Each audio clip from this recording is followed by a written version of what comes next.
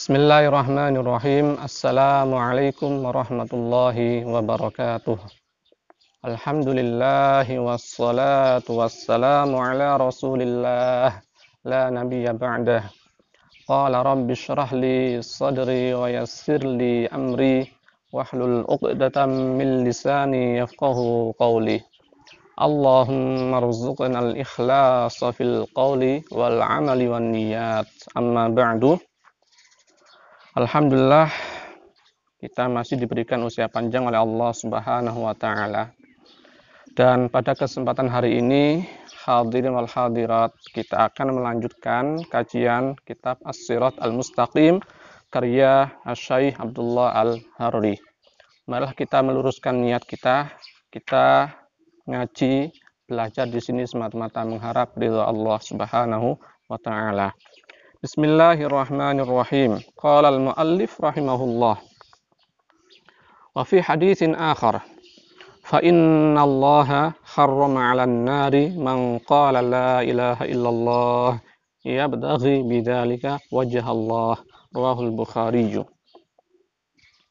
Hadirin wal hadirat, pada pertemuan sebelumnya sudah kita bahas bahwa seseorang yang meninggal dunia dalam kondisi bersaksi, dalam kondisi meyakini, mengimani makna dari dua kalimat syahadat, asyhadu an la ilaha illallah wa anna muhammadar rasulullah, kemudian meyakini bahwa Nabi Isa alaihissalam adalah hamba Allah, adalah kabar gembira yang Allah berikan kepada Ibu Maryam, dan meyakini bahwa surga itu benar adanya, bahwanya surga itu adalah darul jaza, adalah negeri pembalasan atas ketaatan-ketaatan yang dilakukan oleh seorang hamba selama di dunia, dan juga bersaksi meyakini bahwa neraka itu adalah negeri pembalasan bagi mereka yang melakukan maksiat ketika hidup di dunia. Maka orang yang meninggal dunia dalam kondisi semacam ini, maka dia dihukumi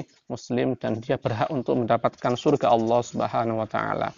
Nah, hadis riwayat Bukhari Muslim yang tadi itu juga diperkuat oleh hadis lain, riwayat Al-Bukhari, riwayat Al-Imam Al-Bukhari, yang berbunyi innallaha harrama 'alan nar, maka sesungguhnya Allah Subhanahu wa taala harrama 'alan nar, mengharamkan atas neraka, man qala la ilaha illallah, yaitu bagi orang yang mengucapkan la ilaha illallah yabtaghi bidzalika wajha Allah, di mana dia tidak mengucapkan kalimat la ilaha illallah kecuali semata-mata mengharap ridha dari Allah Subhanahu wa taala.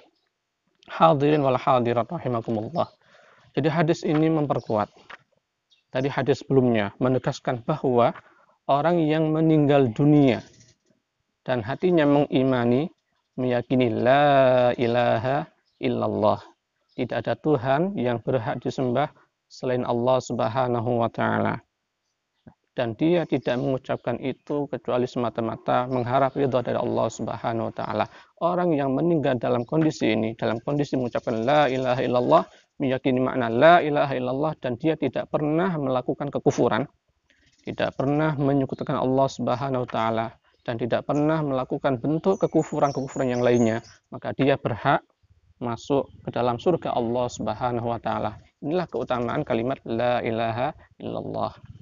Oleh sebab itu, dalam sebuah riwayat yang lain dikatakan, afdalu ma qultu ana wan nabiyyuna qabli la ilaha illallah. Sebaik-baik ucapan yang aku ucapkan dan diucapkan oleh nabi-nabi sebelumku adalah la ilaha illallah, yaitu kalimat la ilaha illallah, tidak ada Tuhan yang berhak disembah selain Allah Subhanahu wa taala.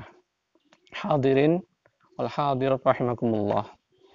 Oleh sebab itu, jika musibah yang paling besar, seperti yang kita bahas sebelumnya, jika musibah yang paling besar yang dihadapi oleh seseorang adalah meninggal dunia dalam kondisi tidak membawa iman, maka sebaliknya, nikmat paling besar yang Allah berikan kepada seorang hamba adalah ketika dia di akhir hayatnya meninggal dunia dalam kondisi membawa iman, dalam kondisi meyakini la ilaha illallah Muhammad Rasulullah, tidak ada Tuhan yang berhak disembah selain Allah, dan Nabi Muhammad adalah utusan Allah Subhanahu wa taala.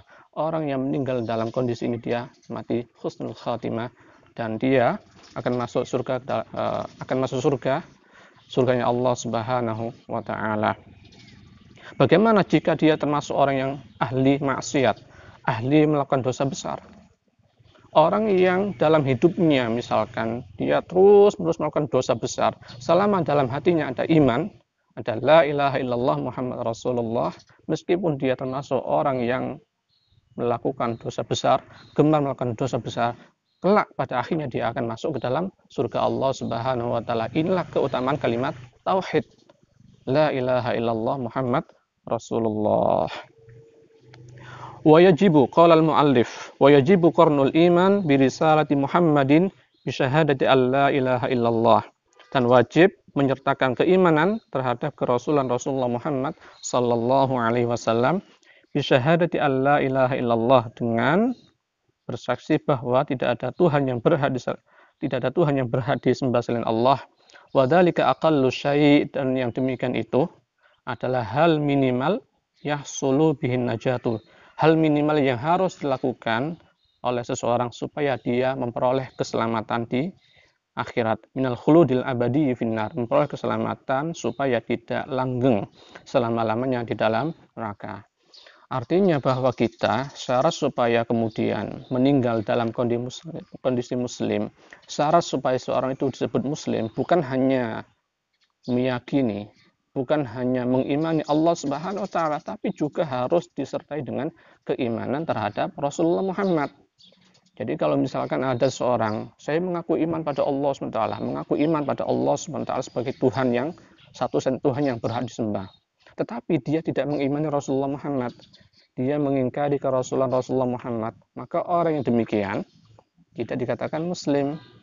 Oleh sebab itu, syarat supaya seorang itu selamat dari siksaan api neraka selama-lamanya, dia juga harus mengimani Rasulullah Muhammad sallallahu alaihi wasallam, di samping juga mengimani Allah Subhanahu wa taala. Hadirin wal hadir rahimakumullah. Jadi sekali lagi kita berharap bahwasanya kita di akhir hayat nanti kita bisa diberikan husnul khatimah oleh Allah Subhanahu wa taala. Oleh sebab itu, untuk mencapai husnul khatimah, meninggal dengan ucapan la ilaha illallah Muhammad Rasulullah, tentu itu harus kita pupuk mulai dari sekarang. Dalam pertemuan sebelumnya sudah kita jelaskan, ada mu'alif mengutip perkataan Sayyidina Ali karamallahu wajhah. Irtahalat dunya wa hiya mudbirah, wa irtahalat al-akhirah wa hiya muqbilah. Fakunu min abna'il akhirah wa la takunu min abna'id dunya. Al-yawmal amal wa la hisab wa ghadanil hisab wa la amal. Irtahalat dunya. Dunia ini terus berjalan semakin membelakangi kita. Artinya apa? Kita semakin hari kita berjalan, ya, semakin membelakangi dunia, semakin meninggalkan dunia. Wartahalat al-akhirah wa ya muqbilah. Sebaliknya, semakin hari berjalan, maka akhirat semakin ada di hadapan kita, semakin menjemput kita. Jadi dunia berjalan membelakangi kita, sementara akhirat berjalan menjemput kita.